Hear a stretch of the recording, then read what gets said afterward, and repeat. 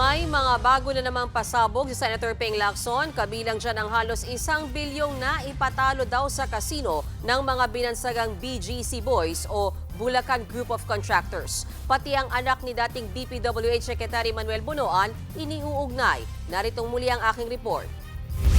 Parang nakinikinita ko na, Mr. President, na nagtatawanan pa ang mga matatalinong gagong matching na ito habang nagbibiyahe papuntang kasino, dala ang kwartang kinulimbat habang naglilimas ng tubig baha, papalabas ng kanilang mga bahay ang mga pobreng taga Bulacan.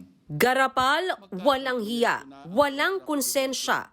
Yan ang matinding banat ni Senate President Pro Tempore Ping Lacson laban sa ilang opisyal ng DPWH Bulacan na nagwaldas umano ng halos 1 bilyon sa kasino. Isiniwalat ni Lacson ang umano'y BGC Boys o Bulacan Group of Contractors na binubuo ng 5 opisyal na nilamon di umano ng sugal at katiwalian.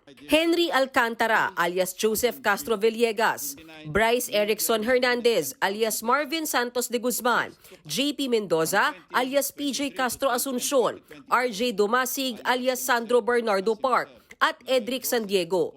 Gumagamit daw sila ng peking pangalan at ID para makapasok sa mga kasino. Base sa dokumento na nakuha ni Lacson, aabot sa 950 million pesos ang winaldas ng grupo sa iba't ibang kasino sa Metro Manila, Cebu at Pampanga. Habang lubog pa rin sa tubig baha ang mga taga Bulacan, dahil sa mga pangungurakot na mga ito, sige pa rin ang pagpapasasa ng BGC Boys sa pagwawaldas ng pera ng taong bayan. Walang kahiya-hiya sa katawan. Wala pong konsyensya ang mga ito, Mr. President. Ito pa, ang tropang BGC Boys katakatakang nanalo ng halos kalahating bilyong piso sa kasino. Ang swerte naman daw ata masyado o baka may nangyayari din daw na magic. Baka naman money laundering scheme.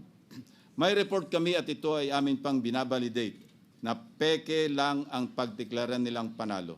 Hindi lang sugal ang nakakalula, pati mga proyekto mistulang gawa-gawa. Gaya nitong flood control project sa Barangay Perez sa Bulacan. 92 million pesos ang pondo, na-award noong December 17, 2024. Tapos pagdating ng December 20, abay 46% complete na raw agad-agad. May pambihirang talento at unusual speed pala ang mga taga-Sims Construction. O baka may magic, Christmas magic, dahil magpapasko na. 3 buwan makalipas, naningil ulit ang kontratista dahil 89% complete na raw ang proyekto. Kahit nasa litrato, parang wala namang galaw ang proyekto. No-brainer, ika nga, maliwanag na iisa ang larawan na ginamit at sinumite para sa 2 progress billings ng SIMS. Ang isa pang pasabog ang Global Kit Builders na nakakuha daw ng mahigit 2.2 billion pesos na flood control project sa Bulacan.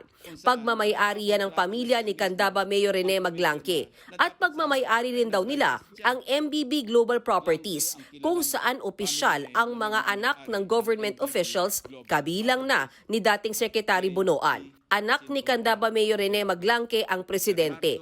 Anak ni retired DPWH Undersecretary Roberto Bernardo ang Corporate Secretary at anak ni Bunoan ang Treasurer. Kaya naman pala ang palaging depensa ni dating DPWH Secretary Bunoan, isolated case lang daw. Ayaw na siguro ni Bunoan na maungkat pa sa investigasyon ang Global Crit. Wala pang pahayag sina Bunoan at Maglangke. Nanawagan naman si Lacson na sampahan ng kaso ang lahat ng sangkot, kontratista, DPWH officials o mambabatas man.